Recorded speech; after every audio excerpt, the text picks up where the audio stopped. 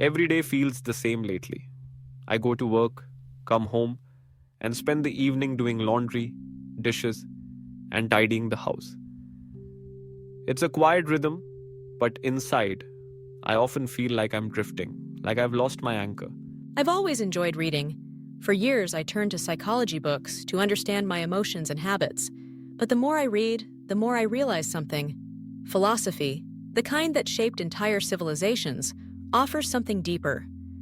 It's not just about understanding yourself, it's about living with clarity and purpose. Growing up in China, I read the classics, books that many people today consider old or outdated. But now, as an adult feeling the weight of daily life, I'm beginning to understand what those books were trying to say. So today, I want to share a little piece of that world with you. A world where silence isn't emptiness, but fullness. A world where ancient teachers left behind thoughts, not to control us, but to guide us gently like stars in the night. Let's begin with one of my favorites. The Instructions for Practical Living, or what we call Chuan in Chinese. It was written by Wang Yangming, a philosopher from the Ming dynasty.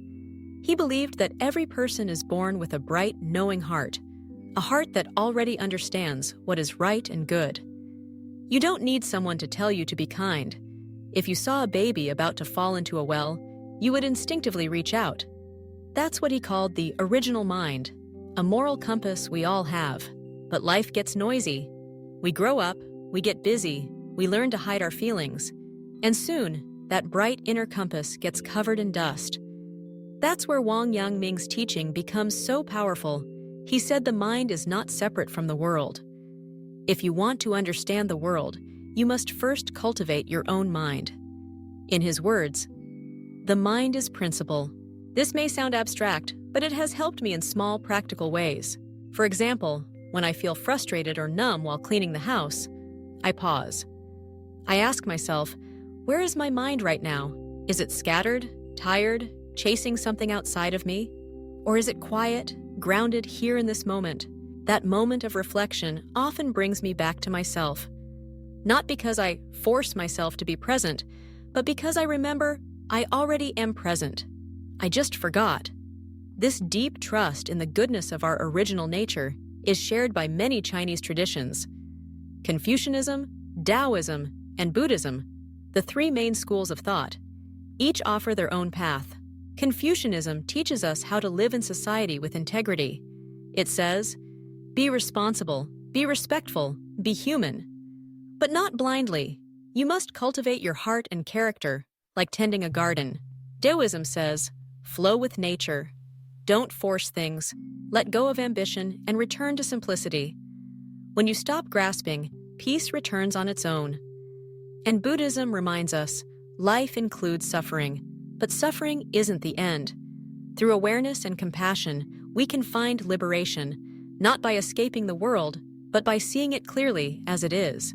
These three paths may seem different, but in practice, they often meet.